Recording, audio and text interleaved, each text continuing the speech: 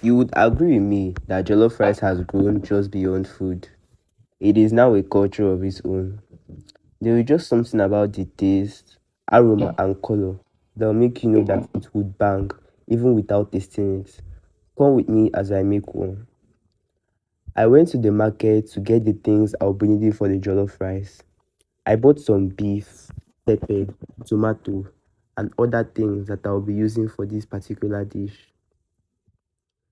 I washed my proteins thoroughly and I removed the heads from my scotch bonnet and cayenne pepper, popularly known as shombo. Make sure to remove all the heads properly and wash. I used two huge balls of onions for this dish because I really like the distinct taste onion adds to my food. For the pepper mix, I diced all the fresh tomatoes into four parts. For this particular dish, I won't be using bell peppers because I couldn't get one from the place I went, but it is highly recommended. While washing them, remove the seeds from inside to avoid the bitter taste it gives to food. I have also been wondering for a long time now, what actually makes the rice more colorful? Is it the tomato or is it the pepper? Please let me know in the comments.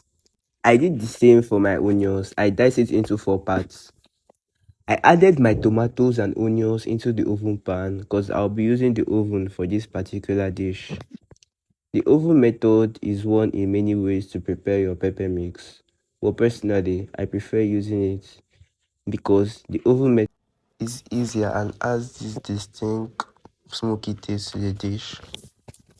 I added my garlic, cayenne pepper, ginger, a little bit of raw thyme, and a little bit of curry powder.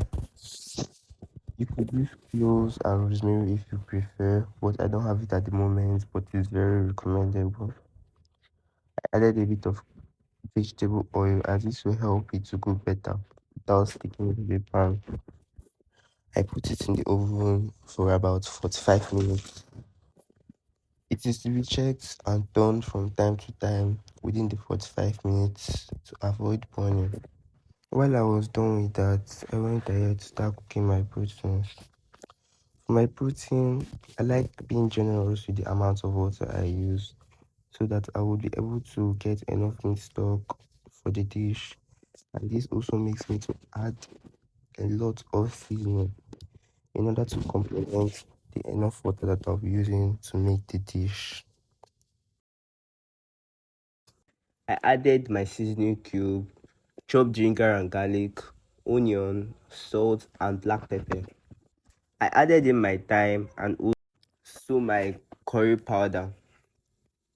As I said earlier, I am usually generous with the amount of water that I add to my meat in order to get enough meat stock for the rice. You don't need to worry about the chopped ginger and garlic or the onions you added because you will still save when the meat gets ready. I don't usually cook my meat so well because I know that I will still be frying the meat before eating it. I sieved the meat stock off camera to avoid ginger and garlic obstructions while eating my food. It is also highly recommended that you do so. When I was done, I proceeded in checking my pepper mix and it was already ready. So I proceeded in blending it. Please make sure you blend everything to also avoid ginger and garlic obstructions in your food. When I was done with that, I started frying the proteins.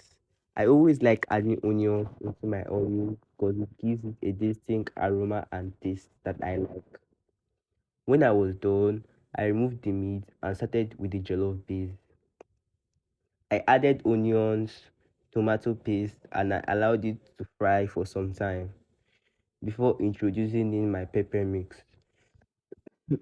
I don't usually fry much at this point because the pepper mix is already cooked. I went ahead to add in some seasoning cubes, salt, and benny. And you could also add any other spice you have.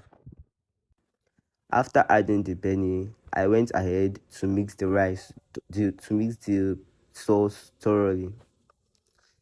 I added in my washed rice and allowed it to toast for a while. After that, I went ahead to add in my meat stock and water. After adding it, I proceeded to covering my pot with a foil paper. This enables the heat to be trapped inside. Lower your heat and allow this to cook. I went ahead to add in my chopped onions, gave it a good little mix, covered it up with foil paper and allowed the steam to do the work. When I opened it again, the jollof rice was ready and the aroma filled the whole room. You could pair this with anything like plantain, coleslaw, egg, and tell me, would you buy this dish for as low as 2.5? Thanks for watching. See you in my next video.